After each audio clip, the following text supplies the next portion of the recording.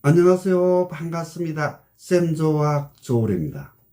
쌤조학은 통합화학적인 관점에서 21세기의 건강과 질병에 관하여 우리가 어떻게 삶의 영위를 할 것인지에 대해서 좀 진지하게 하나하나를 풀어가고자 합니다.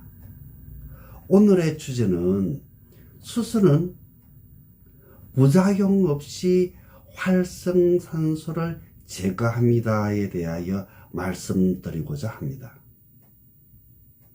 일반적으로 비타민C가 활성산소를 제거하는 항산화제인데 부작용이 있다 없다에 대해서 갑론을박을 굉장히 많이 하고 있습니다. 그런데 수소인 항산화제에 대해서는 아직까지 부작용이 있다 없다에 대해서 어떤 논문도 나오지를 않았습니다. 그래서 수소가 가장 부작용이 없는 항산화제로 저는 연구를 하고 있고 여러분에게 권장을 하고 싶은 입장입니다. 그래서 오늘은 여러분에게 중점적으로 얘기하고 싶은 것은 수소 호흡기입니다. 여러분이 산소 호흡기는 잘 알고 계실 건데 수소 호흡기에 대해서는 여러분들이 좀 많이 생소할 것으로 생각하고 있는데 제가 앞으로 21세기의 호흡기는 수소 호흡기 시대로 바뀔 것이라고 저는 예측을 하고 있는 겁니다. 그래서 여러분과 함께 조금 얘기를 나누고자 합니다. 환자가 호흡이 곤란한 것 같으면 당연히 산소 호흡기를 쓰는 시대에 우리는 살고 있습니다. 당연하겠죠.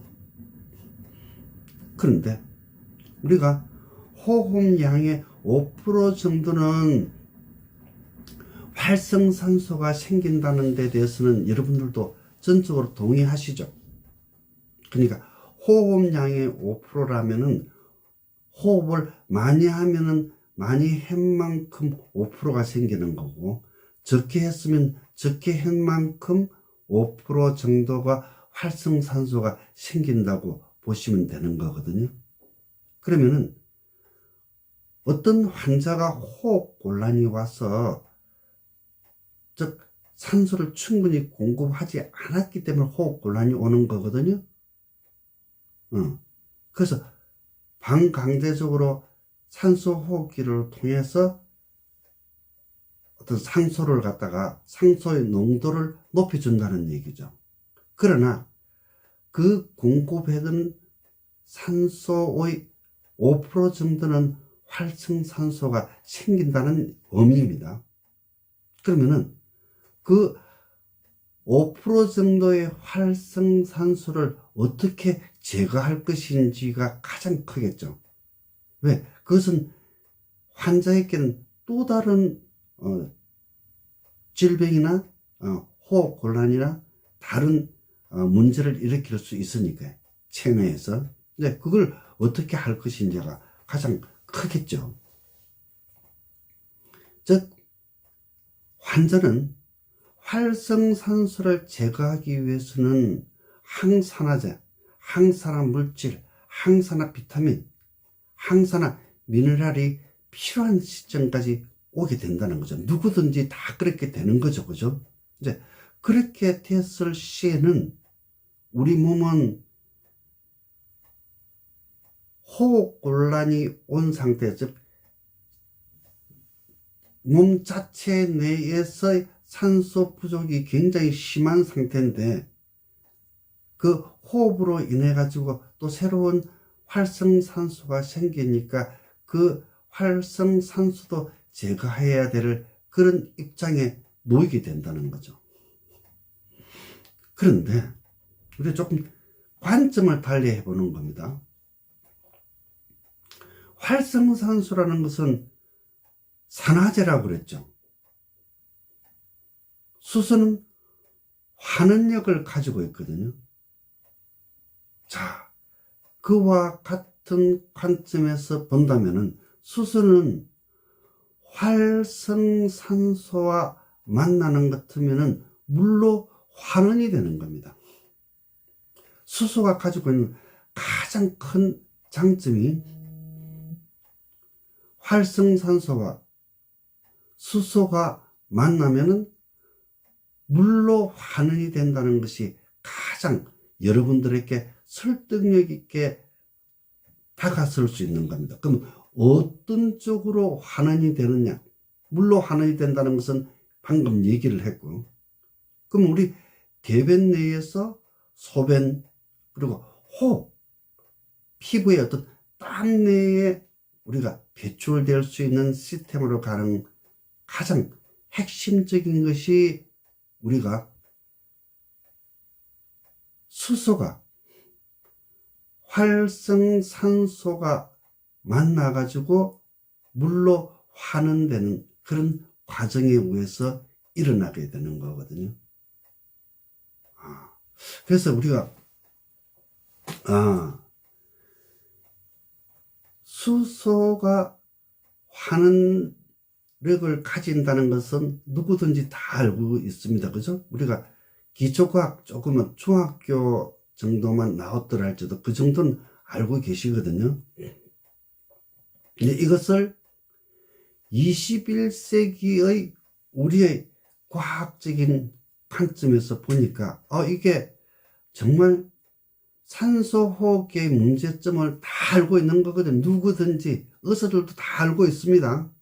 활성산소가 많이 생긴다는 거 의사들 잘 알고 있습니다. 그러나 호흡 곤란이 왔으니까 사람이 죽는 것보다는 호흡 곤란을 극복시켜 주는 것이 좋기 때문에 산소호흡기를 쓰는 거거든요. 그러다 보니까 20몇 년 전부터 이미 전 세계 큰 의료기관에서는 연구소에서 수소호흡기를 20년 전부터 계속 채팅 지금도 하고 있는 중이거든요. 뭔 얘기냐? 산소호흡기를 썼을 시에 우리 인체에 미치는 영향과 수소호흡기를 사용했을 시에 우리 인체에 미치는 영향을 이미 의학계에서는 알고 있다는 얘기죠. 우리를 생명과학을 전공한 저도 알고 있는 입장이거든요. 그래서 이제 지금 어떻게 되느냐? 그러니까 병원에서는 제도권에서는 산소호흡기를 사용하고 있습니다. 수소호흡기를 못 쓰고 있죠. 그러나 일반인들 중에서 몸이 불편하신 분들은 수소호흡기를 많이 사용하고 있습니다. 우리나라 같은 경우에도. 왜? 수소호흡기의 장점을 알고 있으니까 그러는 거거든요. 자, 특히 뇌질환을 앓고 계시는 분이나 폐질환을 앓고 계시는 분들은 산소호흡기보다 수소호흡기를 가장 많이 사용을 하고 있거든요. 왜? 활성산소가 줄어든다는 것은 이미 증명되어 있으니까. 그럼 이제 이와 같은 단계에서 제가 여러분들께 산소호흡기를 사용하고 활성산소 수치를 측정할 수도 있고, 수소호흡기를 사용하고 여러분 체내의 활성산소를 측정할 수 있거든요. 그럼 그 두 가지만 해보는 것 같으면은 어느 게 여러분 몸에 효율적인지 효과적인지를 바로 알 수 있는 거거든요.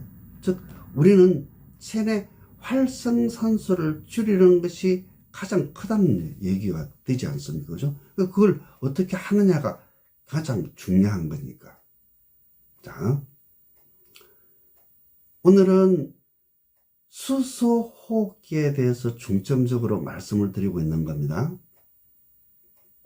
자, 수소는 이미 항산화제로서는 이미 다 검증이 되어 있고, 제가 방금 얘기한 것과 같이 부작용 없이 활성산소를 제거한다는 것, 그건 이미 검증이 됐고, 그리고 몸에 아무런 무리가 없어. 축적되지 않는 하는 가장 큰 메리트가 있거든요.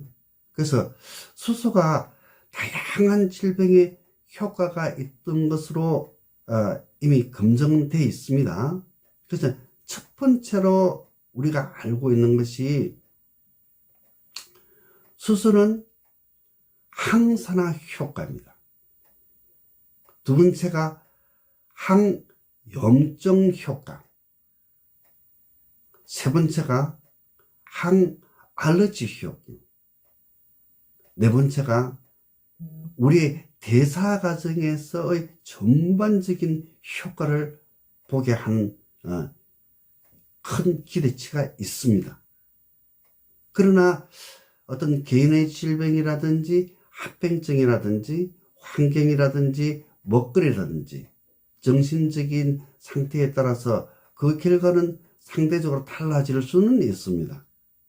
그러나 여러분들께서 원론적으로 뭐를 알고 계시는 것이 중요한지 그것만 잘 알고 계시면 앞으로 여러분의 건강을, 우리는 건강 100세 시대를 살아가고 있고, 특히 우리는 삶의 질을 어떻게 향상시킬 것인지에 대해서 진지하게 많이 생각을 해봐야 되거든요. 그걸 어떻게 풀어낼 것인가가 앞으로 우리가 풀어야 될 가장 핵심적인 겁니다. 즉 21세기 건강과 의료에 대한 우리의 숙제입니다. 화두라는 얘기죠. 그걸 풀어야 되겠죠. 현재 수소와 질병에 대한 논문은 매년 1000편 정도 나오고 있거든요. 엄청나게 많은 세계적인 연구기관에서 수소와 질병에 대해서 계속 연구를 하고 있는 겁니다. 가장 효율적이고 결과가 좋을 것 같으니까 많이 하겠죠. 그죠? 자, 오늘의 주제는 수소는 부작용 없이 활성산소를 제거합니다에 대해서 말씀을 드렸습니다. 비타민C가 활성산소를 제거하는 항산화제로서 굉장히 여러분들은 잘 알고 계십니다만, 그러나 부작용이 있다 없다에 대한 논리로 많이 얘기를 하고 있지 않습니까? 그죠? 그런데 수소는 아직까지 부작용이 있다는 논문이 한 편도 나오지 않았습니다.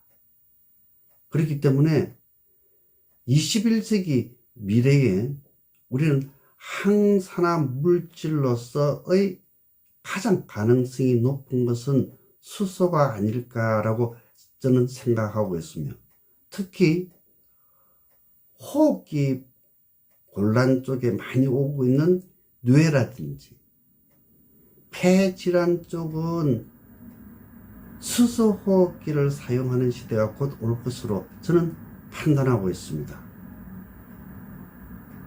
오늘 저의 방송을 보시고 도움이 되셨다면 구독, 좋아요, 알림 부탁합니다.